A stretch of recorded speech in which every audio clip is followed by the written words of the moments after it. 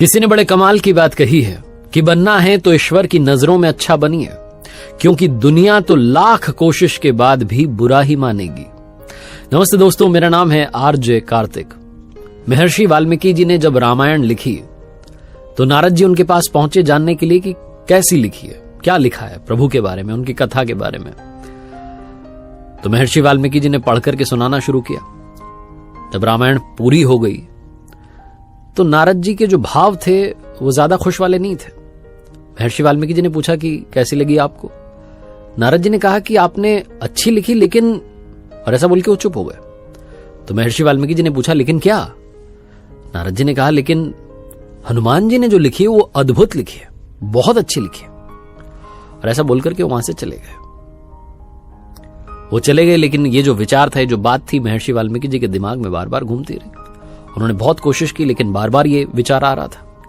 तो उन्होंने सोचा कि मिलने चल ही देता हूं, मिलकर आता हूं, हनुमान जी ने क्या लिखा है सुनकर आता हूं।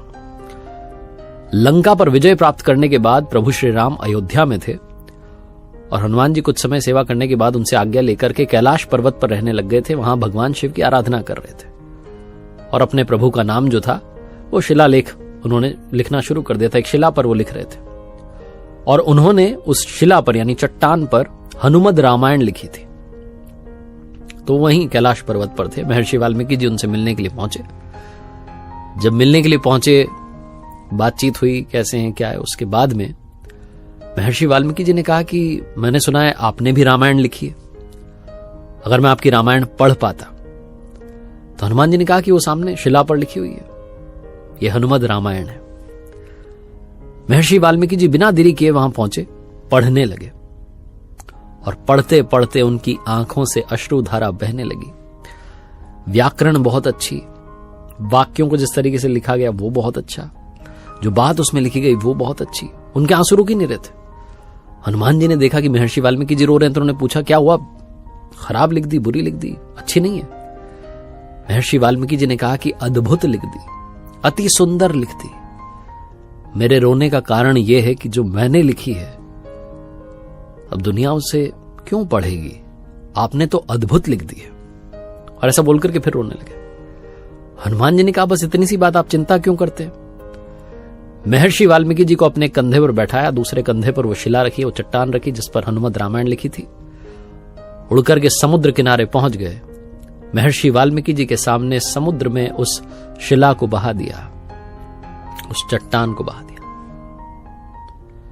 महर्षि वाल्मीकि जी ने कहा कि ये क्या कर दिया, आपने जो लिखा था वो सब अब समुद्र में चला गया। हनुमान जी ने कहा कि आपके लिए रामायण बहुत आवश्यक है जो आपने लिखी है, क्योंकि उससे आपको दुनिया जानेगी कि महर्षि वाल्मीकि थे। मेरे लिए प्रभु का नाम बहुत आवश्यक है। आप रामायण की चिंता कीजिए, मैं प्रभु की चिंता करता हूं। उस समय महर्षि वाल्मीकि जी को समझ में आया कि राम से बड़ा राम का नाम। हनुमान जी ने कहा हर पल हर क्षण में उनका नाम सुमिरन करता हूं, बस कुछ नहीं चाहिए और। मेरे लिए प्रभु श्री राम आवश्यक है, उन्हें मैं याद रखूं, इसलिए तो रामायण लिख रहा था। आप रामायण लिख रहे थे कि विश्व आपको याद रखे। महर्षि वाल्मीकि जी को बहुत बड़ी बात समझ में आई।